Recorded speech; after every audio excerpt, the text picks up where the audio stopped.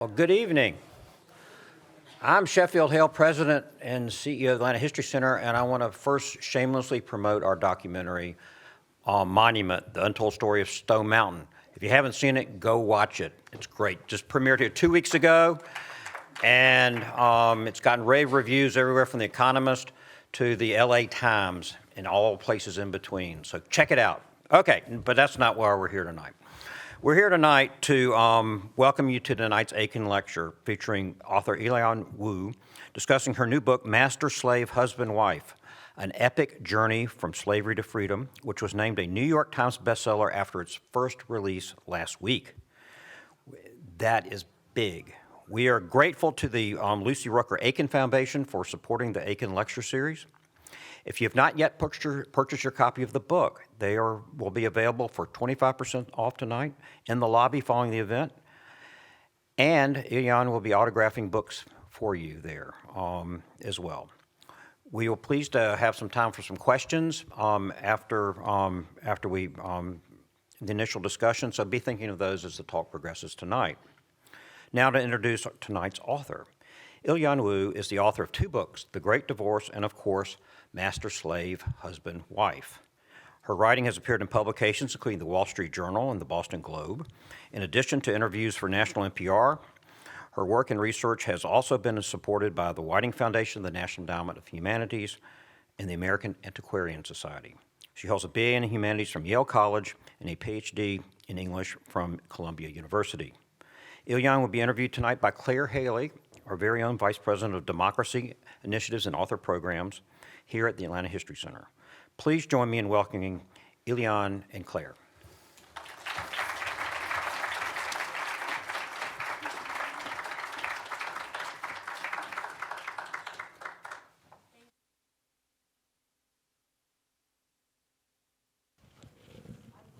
Yes, one moment. All right.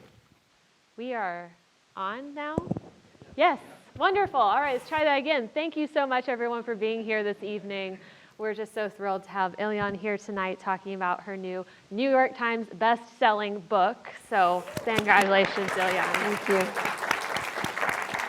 And before we get started with the conversation tonight, we have a real treat for you all this evening. We are so thrilled to be joined by the co-narrator of the audiobook of this wonderful book, Janina Edwards. She's based here in Decatur, actually. So she is with us this evening and is going to perform a brief selection from the beginning of this book to kind of set the stage for our conversation tonight. So please join me in welcoming Janina Edwards.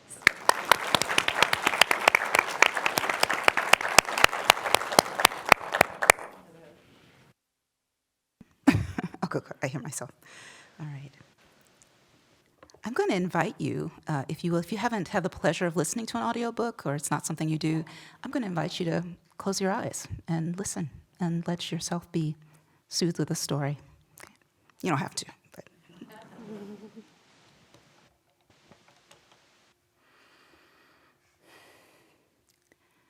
The Cottage. It is pre-dawn in Macon, Georgia, and at 4 o'clock, the city does not move. The air is windless, chill, barely stirring the high, dark pines. Cotton Avenue is quiet, too, the giant weighing scales suspended, for the moment, behind closed warehouse doors. But the Ocmulgee River flows along the eastern shore, and so, too, an enslaved couple moves, ready to transform, in a cabin in the shadow of a tall white mansion. They have scarcely slept these past few nights as they rehearse the moves they now perform. Ellen removes her gown, foregoing a corset for once, though she needs to reshape her body in other ways, flatten or bind the swell of her breasts. She pulls on a white shirt with a long vest and loose coat, slim-legged pants, and handsome cloak to cover it all. She does up the buttons, breathing in the late December cold. Christmas is coming soon. She dresses by candlelight, which flickers through the cottage, her workshop locked with a key, the least of which she'll lose if she is caught. All around are the tools of her trade, work baskets stocked with needles and thread, pens, scissors, cloth. Her husband's handiwork is in evidence as well, wood furniture including a chest of drawers now unlocked. Ellen slips her feet into gentleman's boots, thick-soled and solid. Though she has practiced, they must feel strange. An inch of leaden weight pulling each sole to the ground, an extra inch she needs. Ellen may have inherited her father's pale complexion, but not his height. Even for a woman, she is small. William towers beside her, casting long shadows as he moves. They must do something with her hair, which he has just cut, gather it up, pack it. To leave it behind would be to leave a clue for whoever eventually storms down the door. There are the final touches, a silky black cravat, also the bandages. Ellen wears one around her chin, another around her hand, which she props in a sling. She has more protection for her face, green-tinted glasses, and an extra tall silk hat, a double-story hat, William calls it, befitting how high it rises, and the fiction it covers. These additions hide her smoothness, her fear, her scars. Ellen stands now at the center of the floor, transformed. To all appearances, she is a sick, rich, white young man, a most respectable-looking gentleman, in her husband's words. He is ready, too, in his usual pants and shirt, with only one new item, a white second-hand beaver hat, nicer than anything he has worn before, the marker of a rich man's slave. To think it had been a matter of days, 4 days, since they had first agreed to the idea, first called it possible. 4 days of stuffing clothing into locked compartments, sewing, shopping, mapping the way. 4 days, they would claim, to prepare for the run of a lifetime, or a lifetime of preparation, narrowed down to this. William blows out the light. They kneel and pray in the sudden dark. They stand and wait, breath held. Is that someone listening, watching outside? Just beyond their door in the back of the Collins house, where master and mistress should be asleep in the bed. The young couple, holding hands, step to the front of the cottage as gently as they can. William unlocks the door, pushes it open, peers out. There's just the circle of trees, a whispering of leaves. Such stillness. He thinks of death. Nevertheless, he gives the sign to go. Spooked, Ellen bursts into tears. They had borne witness to people torn by bloodhounds, beaten and branded, burned alive. They had seen the hunts, the frenzy around a slave chase. All this they know might be in store for them. They draw back in, holding each other one more time. Each will have to begin the journey alone, on a separate path through Macon. William will take the shortest route available and hide aboard the train. It would be a danger for them both if he was recognized. The dangers may be even greater, though, for Ellen, who must travel a longer road. It would be bad enough for her to be caught trying to escape at all. How much worse for Master Collins to awake to learn that his wife's favored lady's maid dared to be a gentleman like him. Collins was a person of careful method who believed that a punishment should fit a crime and be instructive. What kind of instruction he would provide in such a case could only be imagined. William's thought, double vengeance. As for the mistress, if she had ever interceded on behalf of her favorite slave, also her half-sister, it is unlikely she would do so here. Not if Ellen were found dressed in a man's pants, possibly from the master's own cloth. Ellen might have been spared at previous sales, but not this time. At the very least, she and William would be separated for good, likely after being made to witness one another's pain, if, that is, they remained alive. Now silent, Ellen centers herself in prayer, in the faith that she will move by as she battles for mastery over every inch of the 1,000 miles to come.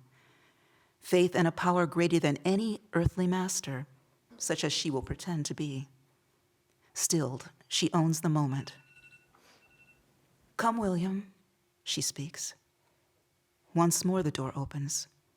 The two step out, their footfalls soft, like light on water. William turns the lock, pockets the key, a drop of metallic weight. They creep across the yard to the street, near the house of the sleeping slavers. With a touch of hands, they part. When they next meet, or so they hope, they will take their places as master and slave, escaping to reunite as husband and wife.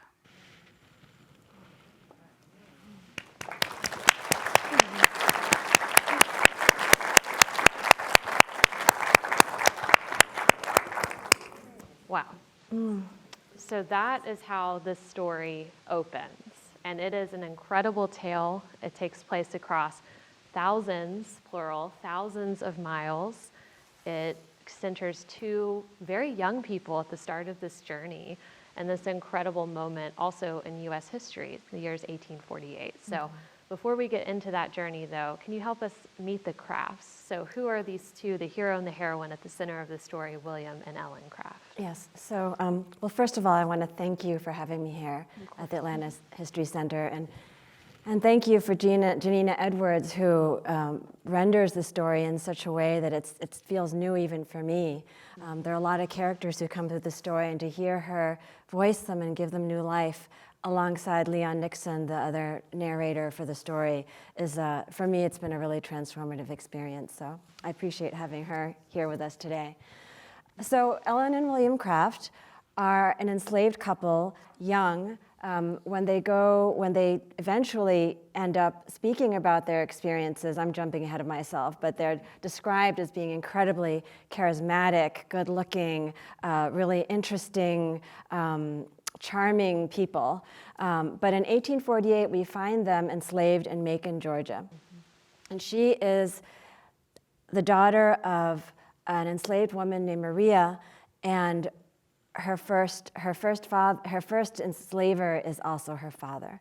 So from him, she has inherited a very light complexion, and she uses this as part of her disguise. So she and her husband, William, who is a cabinet maker, a very skilled artisan by trade, they are husband and wife, but they go on this journey disguised as master and slave. And it's Ellen who puts on this outfit, as you heard Janina describe, donning this gentleman's persona in order to travel these 1,000 miles to a nominal freedom in the north. So think about, they're all the way down in Macon, Georgia, deep, deep in the deep south. They have to go over to Savannah, up through Charleston, and then all the way up. Philadelphia is the termination of their initial phase of their journey. There are many people who escaped enslavement in the South. Many of them lived in states that were closer to the north, border states like Maryland, like Frederick Douglass, for example.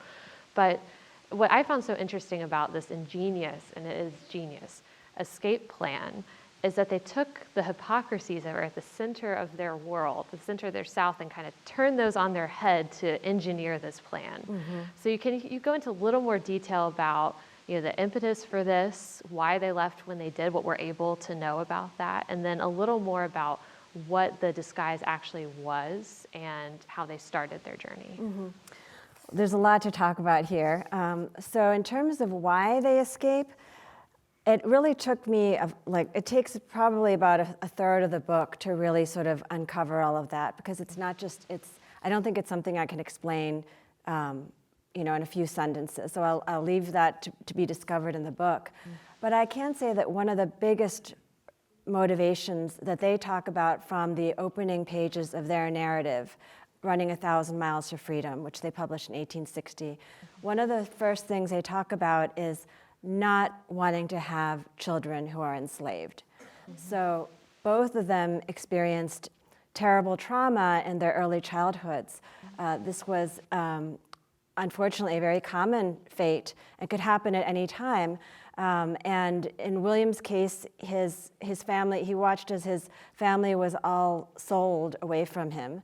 And in Ellen's case, she was given away as a wedding present by her biological father, who was her first enslaver, to his legally legitimate daughter when that daughter got married at 18 years old. So Ellen's half-sister. Ellen's half-sister.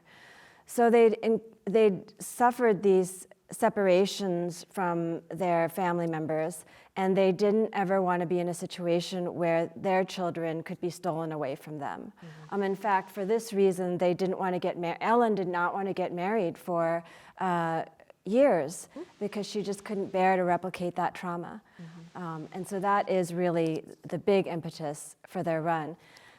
The dress that you ask about is really interesting because when you hear these different accounts of their journey, Ellen is described as being stylish as this gentleman. And there's Mifflin Wistar Gibbs is one of the Black activists who helps receive her in Philadelphia, and he's talking about the sheen of her hat. So she gives this impression of being quite fancy.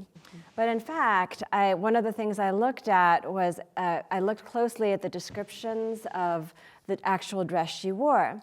And in fact, she wasn't so fancy. William actually bought each part of the costume over several days so that nobody would get suspicious. And so he bought a jacket, he bought a shirt, he bought a vest, he bought the hat and the boots, and she made the pants because she was quite petite, and that's the only way they would possibly fit. But when she puts on this vest, it looks absurd because it's just way too long. So even William is looking at her like, I don't think this is going to work. But because she is a seamstress, because she knows fashion and clothing so well, she knows that she can cover it up with another jacket. And then it becomes incumbent upon her, despite the limitations of her clothing, to create this impression of being this incredibly elegant man, which she does. Yeah, by all accounts, there's some accounts that come out later after their story is made known once they get to the North, with people who were on board with them on things like steamships, and them saying, oh yes, all the young ladies were fawning over this gentleman. Like, she really sold it. And something that what really stuck with me in the book, obviously I knew if there's a whole book, they have to make it to the North, right? But when they first get on that first train out of Macon, which is probably the most dangerous part of their journey, because the man who enslaved Ellen is very well known, has a lot of people over to his house. There's a high chance of being recognized, especially for William, because William's not exactly in disguise. He's wearing a hat he wouldn't normally wear, but he's not like Ellen in a full costume. And when they get on this first train, they're separated, of course, because they're not allowed to ride in the same car. There's a person that sits down next to Ellen. Do you want to tell that story? Oh, yeah. I mean, so even though I know what's happening in the story too, obviously, I mean, every single moment is so fraught on this journey. And as you say, Mr. Collins, who is Ellen's enslaver, he is a really powerful man. In fact, he's a railroad entrepreneur, so he's responsible for the construction, especially the vital last 20 miles of this railroad. So this is like his thing. He's been, he's credited with this incredible technology, and this technology, which was, funded and supervised by Collins, but actually built by enslaved people. This is what Ellen and William ride out of town. And so they are in the train station. Ellen's just bought the ticket. She's in her car. William's in his car. They think, okay, the train might be moving now. But all these things start to happen. And we'll fast forward to the moment when she has been looking out the window, and then she looks to the side. And there is a man, Mr. Cray, who she served at dinner the night before in Mr. Collins's house. And she is just, I mean, can you imagine? It's in a panic. She doesn't know, has he been sent to capture her? But then he greets her. He says, "It's a fine day, sir." And what's she supposed to do? It's one of the many amazing moments that she gets herself out of by improvising in this incredible way. I have to imagine that after going through that on the very first leg of the journey, it's if nothing else, a confidence boost of, okay, I can put on this act, I can do this. Like, if I can fool this man that I literally served dinner to the night before, then this is something I can do. One thing that really struck me about this journey, something we take for granted, I think, today, is think about planning a trip, if we were all to do it today, from Macon, Georgia to Philadelphia, all by railroad, steamship, whatever. And think about the fact that these two individuals were doing this, knowing that they were, at the time illegally running away, and they were also not able to read or write because that was something that was not legal for enslaved people to learn how to do.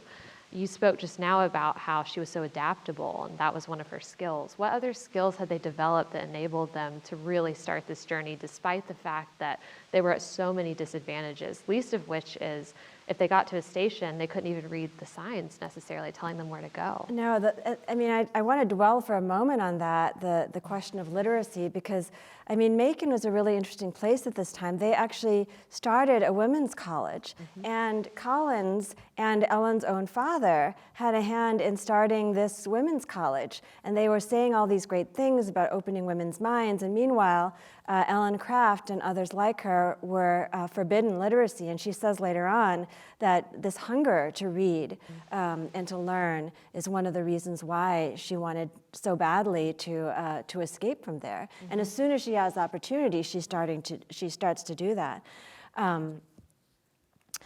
I've lost track of the original question, but Can you talk about, I love in the book you detail all of the skills that they have acquired over their many years that allowed them to make this journey despite that disadvantage and despite those disadvantages. Do you want to talk about their adaptability or how they applied the knowledge they had gained from serving at those tables, for example, about how she would be expected to act and how she really sold that? Well, I think one of the big ones really is for her to have learned the markers of what makes somebody appear black and enslaved, which were thought to be synonymous in those times, or white. And the reason why she has to learn this so carefully is because she bears a strong physical resemblance to her father, her biological father and first enslaver, and because she's mistaken for a legitimate daughter of the family, and because this enrages his wife, who takes out her anger on Ellen and her mother, she has to be really careful, and she has to learn how to decode those signs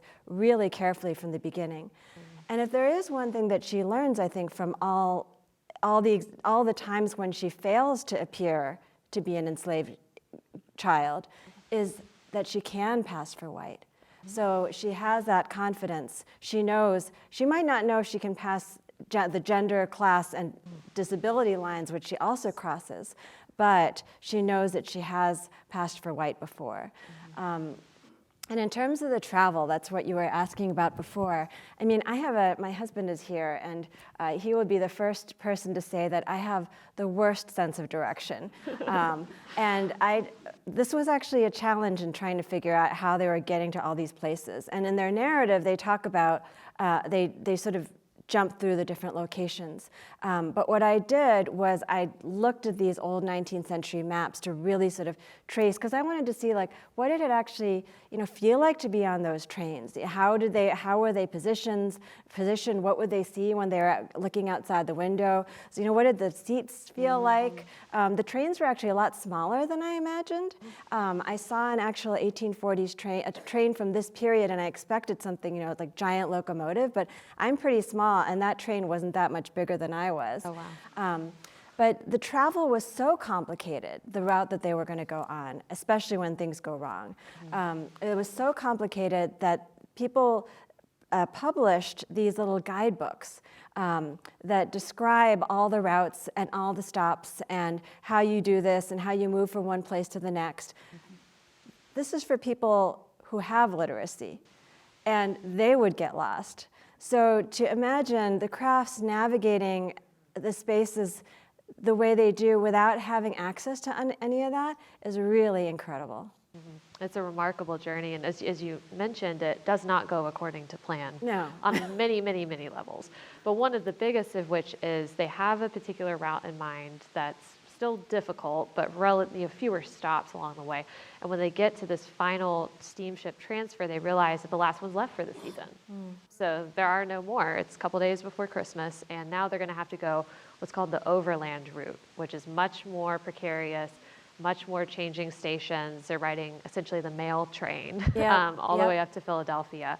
Can you talk about that last really harrowing moment before they make it to Philadelphia? Because I want us to talk a little bit about, because the escape plan is brilliant, that journey is brilliant, but it's only about a third of the book. There's so much, and you aren't able to go all the way until their deaths, so they do so much. So I want to make sure we have some time to talk about that. But tell us how they finally do get to free soil. Well, as you say, everything goes wrong. I mean, all these different things go wrong. And what should have been, they should be going from Macon, railroad to Savannah, steamboat to Charleston, and then there should have been a boat that goes straight to Philadelphia. But when that is not running, then they have to go on this crazy thing where they're just changing left and right, steamers, omnibuses. I mean, like they're going over rivers, they're having to cross over bridges, all kinds of things. And when they're really close, and Ellen is really, I mean, I think this is the other thing about the journey. There's a physical journey, but then there's the journeys that each of them goes through in learning these roles that they're performing. So at each challenge, like Ellen learns from each new set of expectations, and so does William. And so they have, it's, you know, it seems like they have it all together. And that's a point at which they think they're all safe. They haven't slept for probably 8 days because it's been 4 days on these rides, and they're being woken up at every couple hours to move vehicles and stuff. And before that, they were up for four nights trying to pack and prepare and rehearse. So at a very inopportune moment, we'll just put it that way, William falls asleep. And then Ellen finds herself alone. And that's something, I mean, of all the different scenarios I think they imagined, I imagine that probably is not one when they're so close. And again, she gets herself out of it. So I'll leave it to the book for you to figure out how she actually does it. I don't want to give it away, but time and again. Yeah, she comes up with some very creative ways to get out of these situations. And you see her, through the different ways that she approaches this, start to develop, this confidence and this ability to adapt and to do that. So actually, one thing I want to just add to that I just found so interesting about this is how people actually really want to help them. Yeah. Like continually on the road when they don't know who they are. So they have like a natural, Ellen is just, there's some people, there's like a natural, she has this charisma. People just, she uses it. And when people don't know who she is and they think she's this rich, disabled man, a white man, they find her so charming, and they find William so accommodating, and they want to assist them. They're teaching them. Like at one point, somebody says to Ellen, I don't think you really know what you're doing as an enslaver. Let me teach you how to do this. And there are times when people say to William, you should try to run away as soon as you get to Philadelphia. And they're both just, like they stay in a character throughout. But, and I think for me, that really, it made me think about, I guess the whole nature of prejudice is that if we don't have those preconceived ideas, we can really connect. They really invited or they drew these connections when people weren't blinded by, or maybe because they were blinded. By the prejudices of the time and how they viewed the roles of of race and society. And it's interesting because at first Ellen is kind of tunnel vision. I hope they leave me alone. I hope they leave me alone. Kind of. And by the end, she realizes that these connections she's managing to make can actually help her in her journey to continue that journey and make sure it keeps going, because we didn't get to talk about the disability that she fakes during it, but it actually helps her get out of having to sign at ports, because that was something she wouldn't have been able to do. And so those connections she makes help smooth over some interactions she has with some very strict employees who don't want to let her, or I guess him, go onto the train or the boat. So the year's 1848, it's right at the end of the year when they escape. And of course, now we know how this ends, right? We know that 2 years later there would be the Compromise of 1850, which was a set of bills and policies designed to keep the South from seceding. We know that put off secession for a little while, but we eventually, of course, end up in the Civil War. Obviously, at this time, none of that would have been known. This is the height of the abolition movement in the North. And it's incredible because these two people who were enslaved all the way down in Macon, Georgia, who engineered this brilliant escape, go on to be spending time with some of just the absolute luminaries of the abolition world. So can you talk about who greets them when they first get to Philadelphia and how because they have a choice to make, right? Once they get to the North, they have skills. Ellen is a skilled seamstress. William is a skilled cabinet maker. They can establish businesses and make a living and have that life, but they don't choose to do that. They choose to do that a little bit, but they also choose to use their story at great personal risk to themselves to help other people who are either currently enslaved at that time, or to help open the eyes of people in the United States to what was really going on. So how do they get pulled into that abolition circuit? Well, the activists fall in love with them, from the very beginning, because I mean, this is an incredible escape, and it's also an incredible story. It's an incredible opportunity to show the world, right? People who have emancipated themselves and who can speak to the real horrors of slavery. And you're right, it's like an all-star cast of abolitionists. I'm thinking, first of all, of William Still, who's known as like the father of the Underground Railroad, and he kept secret records, including of the Crafts escape, which he later published. I think he's played in the movie Harriet by Leslie Odom Jr., am I right? From Hamilton. So anyway, so he's gotten a little bit of the star treatment. And they encountered Douglass, Frederick Douglass, of course, and Stage with him. They do. They share the stage with him and with Henry Box Brown, who escaped by packing himself in a very small box, and made the escape around the same time, a little bit after. And William Wells Brown, who is not as well known, I think, as Frederick Douglass now, but he was back then. I mean, he's probably almost just as big, and a real showman.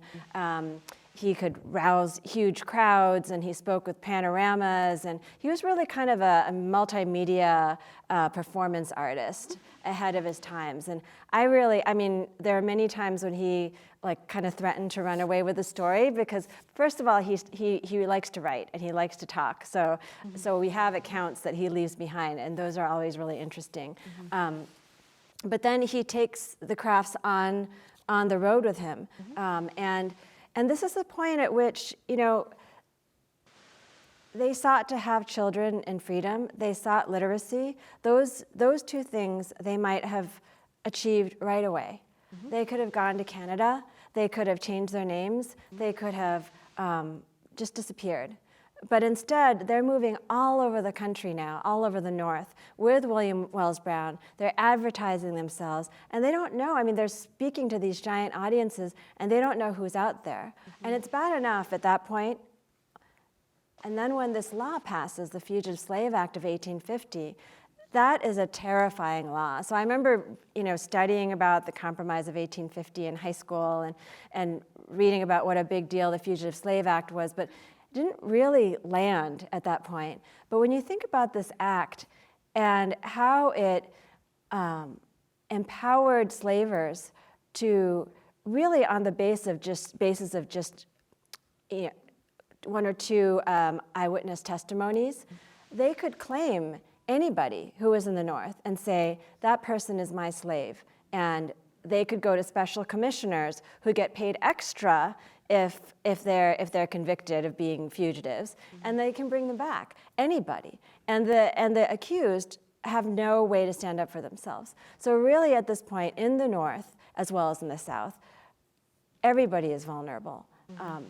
And not only that, but everybody is required, every good citizen is required to help return these people into slavery, essentially to become slave captors themselves. So if somebody says to you, look, there's this enslaved person in that house, I need your help to capture this person, you have to do it. Otherwise, you face potential jail time or fines. So it really puts everybody on the line. And then in the middle of all this, the Crafts decide, again, they could go to Canada, they could escape, and a lot of people are encouraging them to do so. But they know, because they are so well known, because they've become these abolitionist celebrities, they say that if they do this to us and we leave, everybody else is I mean, what chance is there for anyone else? And so they make this incredibly brave and powerful stand yet again. Just incredible. And they arrive in Philadelphia. They eventually relocate to Boston. Even that was shortly before 1850. Even then, they were very much at risk in Philadelphia. It was not far from where they could be recaptured and re-enslaved. And so they're based out of Boston at this time. But when I was reading this, it reminded me very much that in the North, when you're thinking about how could a law like this pass, how could it fly, it's not a universally abolitionist sentiment, right? And there's a lot of people who are viewing this issue and the Fugitive Slave Act manifests that as, if we don't somehow, figure out how to make the South happy, we're going to have a civil war. So that's the climate of the time. I wrote down this quote from Fillmore that was just so powerful that I cannot find at the moment, but he basically says this is the president at the time, right? And he basically says, well, I don't like slavery, but we have it. It's not our fault, so we have to figure out how to live with it until we can figure out how to end it without tearing the country apart. And I'm paraphrasing, but just to hear a president say that was just really, really powerful. But at the same time, as some people in the North are viewing it that way, there are other people in the South who are sitting on the sidelines saying, I really hope this doesn't work out, because they don't want to be part of the United States anymore. And they're looking for an excuse to say, look, see, the northern states don't respect us and aren't enforcing our rights, so we should leave. So caught in that dialogue is Ellen's former enslaver. So can you talk about Collins and where he fits in that narrative, and then what he does in reaction to after the 1850 laws passed?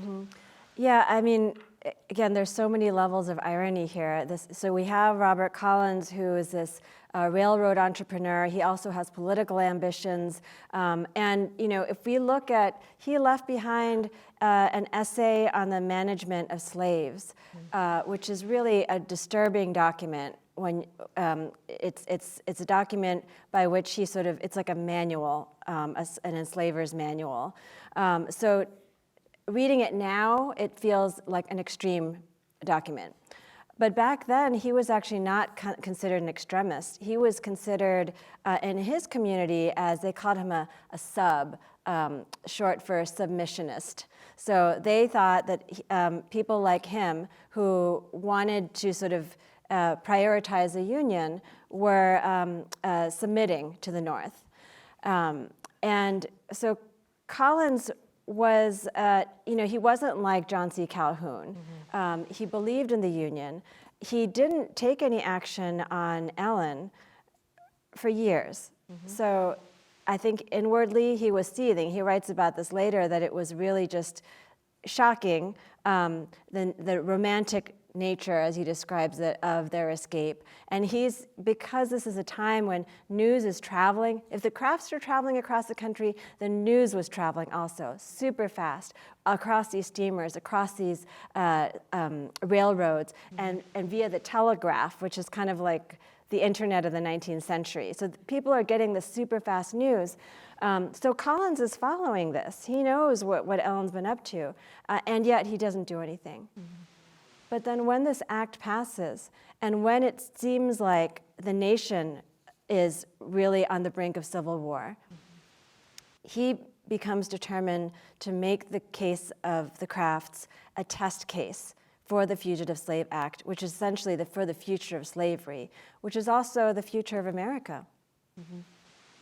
And he sends some people to try to capture Ellen, and there's a really interesting sequence here in the book that has actually some humor to it, and then you remember, okay, this might be how this particular case went, but unfortunately in the future there were other people who were not so fortunate to have the community rally around them to protect them, which is what we see in Boston at that time. So is there anything you want to say about the experience of Ellen and how she was helped by those around her in evading capture? Yeah, so this is a part of the book, the Crafts' original narrative, where the Crafts are pretty silent. So they talk a lot about their escape from the South. That's sort of the first act of the story. But they don't say anything about their experience on the abolitionist lecture circuit. And in place of all that happens in Boston, because it's just crazy what happens in Boston, with slave catchers coming and everything, it's a whole nother excitement. They just substitute a letter from one Massachusetts abolitionist to a British abolitionist. And they don't include anything in their own words. That's interesting. I could write probably another doctoral thesis about why that might be, or an article or something like that. But so it's one of those silences they have here. But I was able, through newspapers and other accounts, to create a pretty, I think, dramatic timeline of, or to recreate that timeline of where they were hiding. And it's like there are times when the Crafts, they actually go into the heart of the lion's den. So they go actually around the corner from where the slave catchers are. They come so close that it's called like a rifle, described as being like a rifle shot away. So it was really kind of fun to map their movements across an actual 19th century map and see where they're going. Yeah, it's an incredible, there's so much incredible stuff in this book, but that is a really interesting sequence because it was a story that we do not often hear about those types of efforts and what that actually looked like. We're going to get to your questions in just a minute, so if you have those, please be thinking of them. There'll be someone coming around with the mic, but I don't want to move to that yet until we briefly talk about their stint in England. So consider Macon, Philadelphia, Boston, Canada, very briefly, longer than they would have liked, but very briefly. Then they actually go to England for a couple of years. So talk about their experience in England and what was different about the abolition movement there. I don't even know where to begin with that because it's just, one of the things that is in common between the experiences they have in the New England tour and in the UK tour is their razzle-dazzle friend, William Wells Brown. So he happens to be overseas. In fact, after they went on this incredible tour in New England, he got an invitation to go to Europe. And he's like, all right, guys, let's take the show on the road. Let's take the world. And they said, no, thank you. We're gonna stay here. And then the Fugitive Slave Act passes, of course, and he's stuck out there. But he's traveling the world, and he's got this brand new panorama. He's got all kinds of new things that he's working into his routine, and the Crafts join him. So they make this tour all over the UK. So they go to, and they're seeing these incredible places, beautiful places. Like they're going to Edinburgh, they're going to London, they're hobnobbing with these, with celebrities of their times.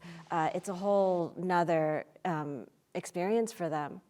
And there's one part you wrote about how it was the first time that they could feel both seen and unseen, that they could just move through society, and even though some people might have mistook Ellen for being a white woman, that wasn't notable to see, a white woman with a black man. That was just what you would have seen.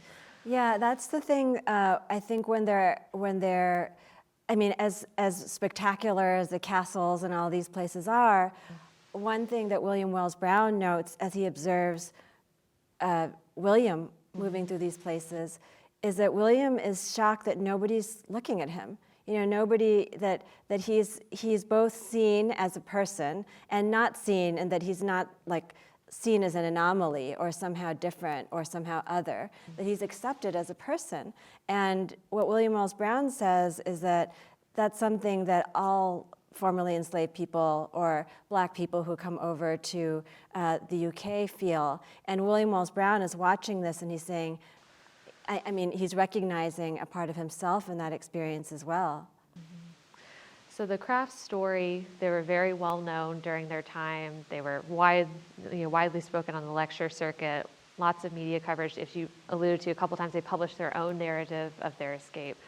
But how did you first meet and discover the Crafts? I know you've also had an opportunity to meet some of their descendants. You want to talk about that experience? Yes. So I discovered them through their narrative, their 1860 narrative, which it's pretty short, but it's incredibly powerful. It's now attributed to William Craft. It was attributed to William Craft. And now the consensus is that, especially because William is narrating scenes that only Ellen could see, that they were co-authors of their life narrative and of this published narrative. And I read this in graduate school. It was assigned reading, but it was really an unforgettable reading moment for me, one where there's just something so haunting about the voice and powerful about the stories of loss that they experience, that I couldn't let go of it over decades. It just kept coming back. And as much as the Crafts, they give a lot of detail in this book, there are all sorts of sort of mysteries that remained open, and that's sort of where the curiosity started going. And I started thinking, well, they give a little bit of information here. Can I find more?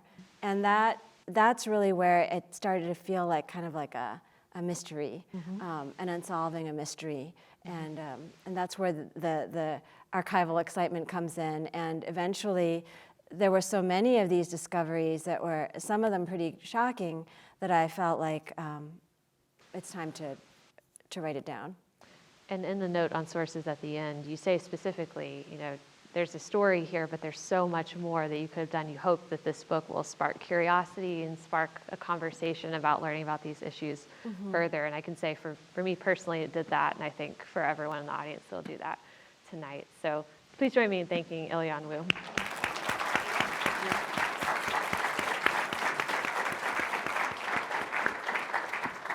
As promised, we have a few minutes to move to your questions. So my colleague Amy in the back has a microphone. Please keep in mind there are a lot of you and only one of Ilyon. So if you could keep your questions short with a question mark at the end, we'd appreciate it so we can get to as many as possible. I'm going to start right there. Hi, Ilyon. Thank you for writing this book. I look forward to reading it. My question as a history lover and a writer is, how did you decide what would be the best voice to tell this story? That's a really interesting question. Well, I knew that it was going to have to be, I knew that I wanted to write narrative nonfiction. I wanted to write a book that was going to be thoroughly researched and where I wasn't going to make up any detail. I didn't feel like it was my place to insert myself through fiction. And I mean, I know that there are people who are doing that, and I hope that there will be more like dramatic and interesting representations of the story, but that's not what I wanted. So I knew first that I wanted to write it, focus on the narrative. I knew I didn't want the voice to be a scholarly voice. It's kind of an accent that I've been trying to lose ever since I left graduate school. I wanted it to be more accessible, but it did take a long time to figure out how to do that. And it took actually a really bad draft where everything was sort of upside down, and I really had to start again. I don't know if I was really conscious in figuring out how I wanted that to sound, but I can say that one way into writing the story is I sat down as if I was sitting down at a piano. I grew up playing the piano, and at the keyboard, and I just decided, instead of like hanging onto the notes, instead of like leading by footnote, I was going to lead by feel. And the way I did that, and the way this came out, strangely enough, was in verse, which is not usually how I write.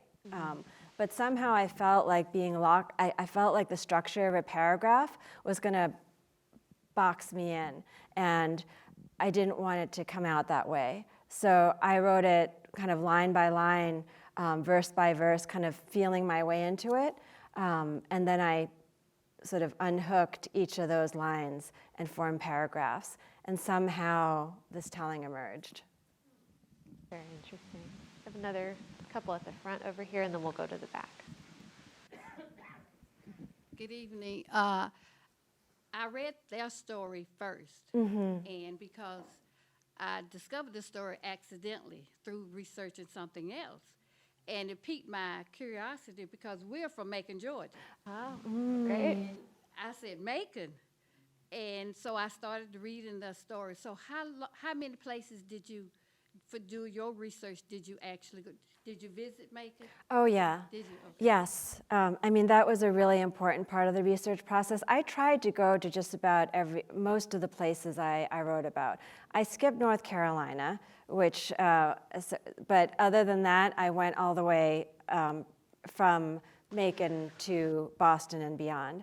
And the Macon research was especially important and powerful. The records that are kept there, the deeds that are kept there, are astonishing. And I was able to, on one of my first trips there, locate the actual paper, the actual deed by which Ellen's first enslaver, AKA her father, gave her as a gift to her half-sister. And it was really shocking to see that page, partly because the handwriting is so beautiful, and against such just a shocking contrast against the depravity of the words and the power of the words. And thinking about, again, Ellen and literacy and her hunger for literacy against words that change lives. And so to know that the crafts then come back decades later, and then they take their words and they tell their story, is moving for me. And I guess there's something about that narrative that pulls us onto it, right? You know, from reading it too, that exerts the power over all those years. The school that they found when they came back, what is that? So they had two sort of educational and farming cooperatives that they tried to, they did start. The more successful, the first one was actually, there were night riders who came and burned it down. And that was in South Carolina, right over the border. This is following the Civil War. They Yes. actually came back to the South, believe it or not, from England. Yeah, so again, they could have stayed in England. They could have, there's so many potential kind of like happily ever afters. And that's what it's amazing about them. They come back, they could have gone to Boston, but instead they go and they start these schools. And even when there's this violence against their home and their school and their community, they do it again. And the last place where Ellen is supposed to be buried is in Bryan County, and it's called Woodville. Their place was called Woodville. We have another question up here, and then we'll go to the gentleman in the back. Thanks, Amy. Hi, Dr. Wu. This was fascinating. I'm only about a third of the way through. And when the lady was reading earlier, I said, oh, I listened to that part Saturday because I had it on Audible. But my question is, in a political climate where classics are being banned, like Beloved or Narrative in the life of Frederick Douglass, one of his slave narratives has been banned, and Beloved is being banned. Do you think there's a chance that this is just too honest a portrayal of what was happening in this country, that people will find it unacceptable to be shared with students? I don't know, but I hope not, because I think for me, really, this is American history. Oh, Yeah, I'm the cool crafts- with it. Yes. Oh, I'm yeah. cool with it. I've I- taught African American lit, and I think half of my syllabus would no Yes. longer be allowed to be taught now. But what Yeah. my hope is that, I mean, what I really wanted to do was to present the crafts as American heroes. And Yeah. there are heroes of all colors here. I mean, one thing I haven't pointed out, but like, if you open the book, there are all these people who stood with them. And I think whether you're black or you're white or Asian or whoever, I think there are heroes you can identify with here. So I hope that will make it something that people will actually want to read and share with kids. Well, I think people will want to, but I just politically, boy, we're in a bad place right now, aren't we? When you're banning Nobel Prize winners. It would be taken off. Yeah, it Wow. would. If our governor and the Oh. their way, this book Will will not not be. be allowed in school. But thankfully, Georgia. all of you in this room have this Right. book in your hands. Right, there you go. So, There you go. thank you. And I think that man at dinner, I think he recognized her. I think he recognized her. I think there were a lot of people in the South who did not agree with what was happening, and I think he recognized her. The Thank one who you. spoke to her at the beginning. Thank you very much. We have a couple in the back here. We're gonna, oh, Hey, sorry for skipping the line, but so it was very interesting. You were talking about some of the different ways that people can identify with some of the different agents in the book, and so I wanted to know a little bit about kind of how your identity may have been transformed, influenced, whatever the case may be, and how that might be inside the book. Thank you. I feel like this book changed me.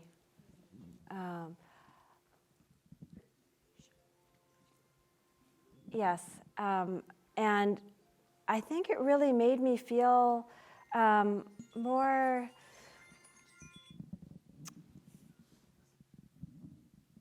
The crafts gave me, I think, a deeper appreciation for American history.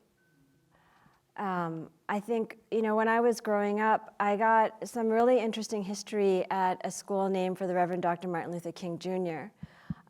And it's a community where lots of different histories were invited in. And we did learn about Frederick Douglass, and there were a lot of narratives, emancipated people that we read. We also learned about the Holocaust. We also learned about the Great Depression. I mean, there were so many different topics of history that were taught sort of simultaneously in this really evocative way. So not a text-based way, but we would see pictures and listen to speeches and learn songs and think about history as being something that's not just confined to the page, but transmitted in so many different ways.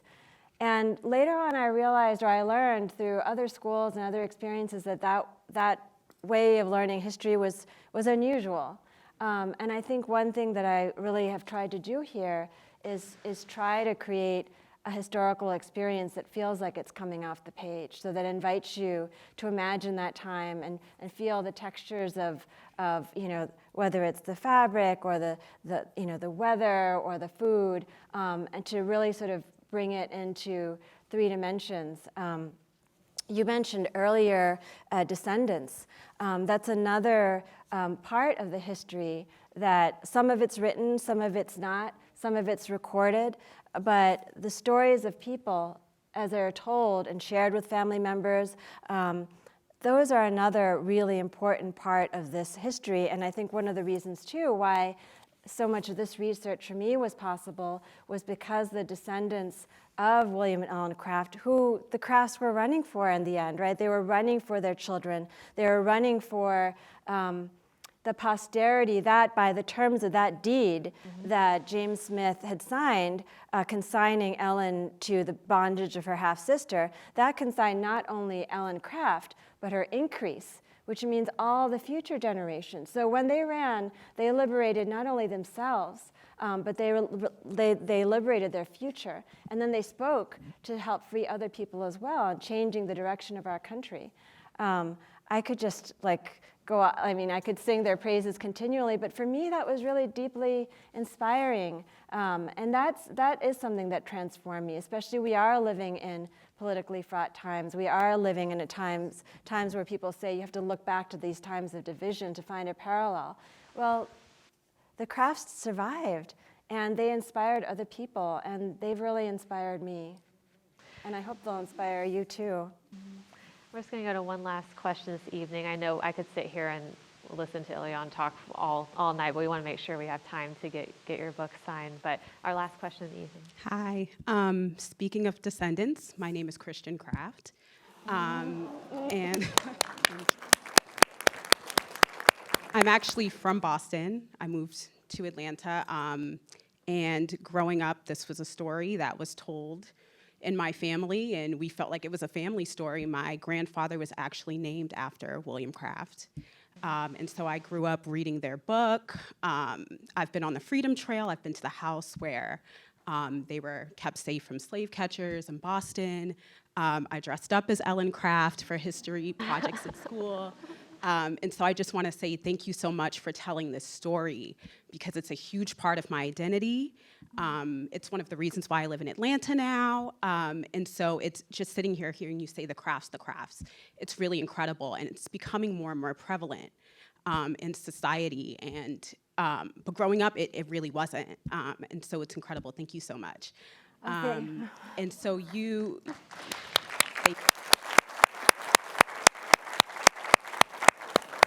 And so, as you mentioned, their book is really gripping, but there's so much that's, left out of it for whatever reason that is. And your book is so detailed. And so I just was wondering, is there anything that didn't make it into the book? Is there a story that you want to tell that you weren't able to tell in it, or a detail or something like a little extra you could give us? Well, first of all, it's an honor to be in your presence tonight. And yesterday I had the honor and the pleasure of meeting in person for the first time 3 of the great-great-granddaughters of William and Ellen Craft. And we got to pay my respects at William Craft's grave in Charleston. So this living piece of the history that lives on in you, is so incredibly powerful. Powerful as an American story, powerful as a personal story, and really my deep gratitude to your family for sharing this story with everyone and making the archival materials publicly accessible. In terms of this book got to be so fat that I mean, really, when I wasn't even in England yet, and it was really problematic. I had, I think, 400 pages there, and I've had 2 wonderful editors, but Dawn Davis was. I asked her. We were actually at this writing celebration, and I was getting a little nervous about how much there was, and she said it has to be under 400. I already had 400, and as I said, that the whole last third of the book wasn't there.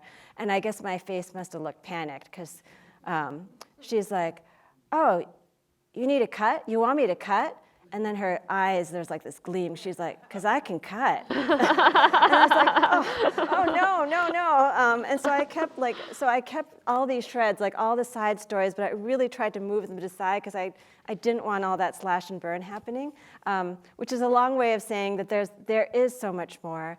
A lot of what I've tried to do is I think these people, also heroes, each of these people could have their own book, and probably should have their own book. Some of them would be easier to find materials than others, but in the notes, I give what leads I can, so that kind of excavation for all these lives, all these American lives, can happen. Well, please join me again in thanking Ilyon Wu for being here at Atlanta History Center tonight. Thank you.